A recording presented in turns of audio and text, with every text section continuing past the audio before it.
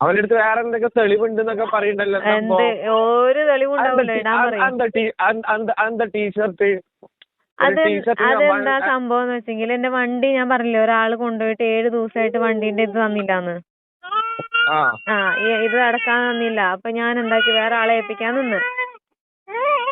അപ്പൊ ആ പുള്ളി വന്നിട്ടാകുമ്പോ വണ്ടിയിൽ ലഗേജ് വെക്കാൻ കഴിയില്ലല്ലോ. അപ്പൊ പുള്ളി എന്തായാലും കൊച്ചിയിലൊരു ഫ്ലാറ്റ് നോക്കിയിട്ടുണ്ട് റെന്റിന്. അപ്പൊ അത് കിട്ടണ വരെ എന്റെ ഫ്ലാറ്റിൽ ജസ്റ്റ് ബാഗ് വെച്ചു. അപ്പൊ ഇവന്റെ ഫ്രണ്ടാണ് ലല്ലു. അപ്പൊ ലല്ലുവിന്റെ കുറച്ച് കാര്യങ്ങൾ ഇവന്റെ ആകെ ഒരു ടീഷർട്ടോ അങ്ങനെ എന്തോ ലല്ലുവിന്റെ കുറച്ച് സാധനങ്ങൾ ഉണ്ടായിരുന്നു. പ്രൂഫും കുറച്ച് കാര്യങ്ങളും. ലല്ലു ആണ് ഈ ഫസ്മിനാന്റെ എക്സ് ഹസ്ബൻഡ്.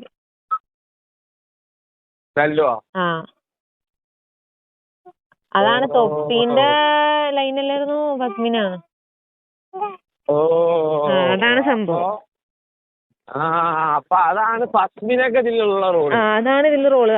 അവര് ഡിവോഴ്സ് ഒക്കെ അവരിതായി ലീഗലി ഒന്നും ഉണ്ടായില്ല. നിക്കാഹ് കഴിച്ചിട്ടു അതെല്ലാം കഴിഞ്ഞ് അവരിപ്പോ ഒരു ബന്ധമില്ല. എന്നാ പോലും അവനെ വെറുതെ വിടുന്നില്ല. അതാണ് ഫസ്മിന മേനാസിന്റെ കൂടെ നിന്നിട്ടുള്ളത്. അതാണ് ഇന്നലെ രണ്ടെണ്ണം കൂടി എന്നെ ഭീഷണിയായിരുന്നു. ഇന്നലെ എന്തൊക്കെ സംഭവം ഉണ്ടായെന്നറിയോ? ഇവിടെ ഉണ്ടായ എന്നെ തിരൂര് വരുത്തിച്ചിട്ട് ഒന്ന് തിരൂര് വരുത്തിച്ചിട്ട് എന്റെ അടുത്ത് പറഞ്ഞ് ഞാൻ എന്റെ കൂടെ ആരുമില്ല കൊറേ നോണയൊക്കെ പറഞ്ഞിട്ട് സ്റ്റേഷനിലെ നോണയൊക്കെ പൊക്കി. എന്നിട്ട് നല്ല അടി കിട്ടി മേനോന് പോലീസുകാരന്റെ പറയുന്നു. പോലീസ് സ്റ്റേഷനിൽ നിന്ന്.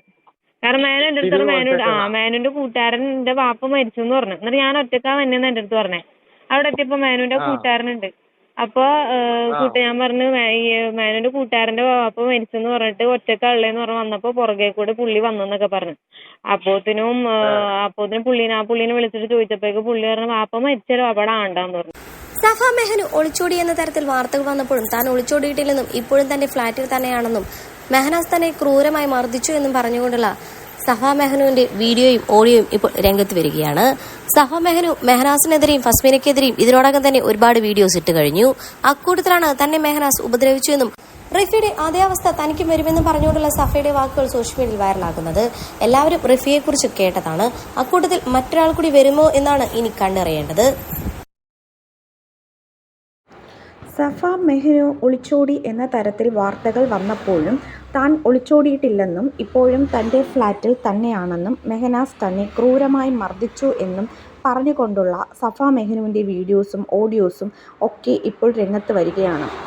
സഫ മെഹനുവിൻ്റെയും ഫസ്മിനയുടെയും ഇതിനോടകം തന്നെ ഒരുപാട് വീഡിയോസ് ഇട്ട് കഴിഞ്ഞു.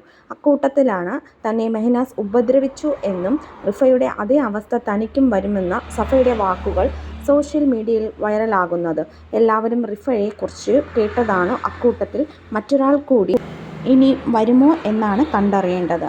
ഇപ്പോൾ സോഷ്യൽ മീഡിയയിലൊട്ടാകെ നിറഞ്ഞു നിൽക്കുന്നത് സഫയുടെയും മെഹനാസിൻ്റെയും അതുപോലെ തന്നെ ഫസ്മിയുടെയും ഒക്കെ വിവരങ്ങളും മറ്റു കാര്യങ്ങളും ആണ്.